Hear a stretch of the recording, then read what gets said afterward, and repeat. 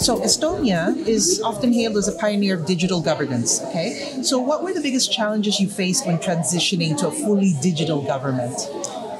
Well, the biggest challenges are always fears. Sometimes the fears are legitimate, like fear about how the privacy is handled, fear about how the security is handled.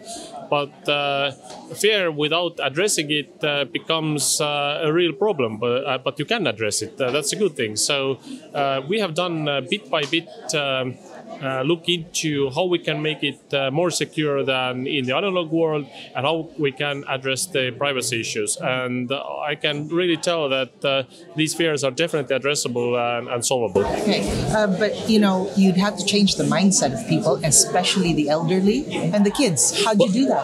Luckily, there were innovators who came up with smartphones, tablets. They did at least half of the job for us, because using a computing device is 10 times more innovative than it used to be 20 years ago, before smartphones and tablets. And I think in today's world, kids especially, they live with computing devices. They know how to use it probably before they know how to speak properly.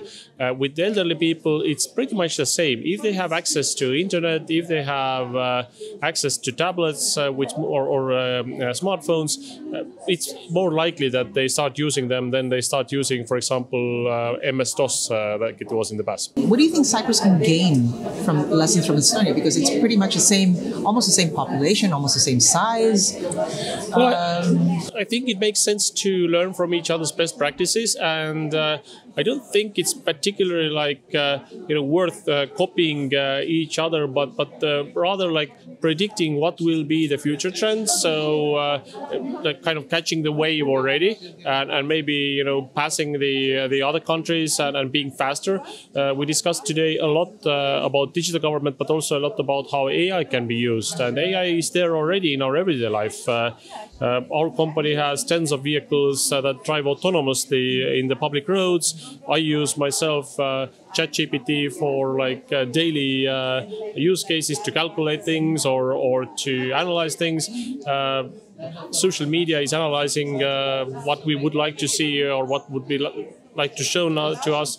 So why wouldn't government use AI to take better informed decisions? So there's a lot of potential for that. Yes, I do use it every day too. Actually. Just last question, concerned about hacking?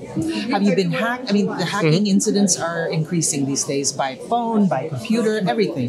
Aren't you concerned about that? We are addressing that. The more digital you become, the more vulnerable you can become to also cyber threats. But in a way, it's the same as with banks. All the banks, all the telcos need to deal with cyber threats in their daily lives. The government should be the same. And this doesn't mean that banks are actually printing out all the balances of all the accounts every evening. They're not doing that. They rely on the digital system. They have it doubled or tripled. They have their firewalls.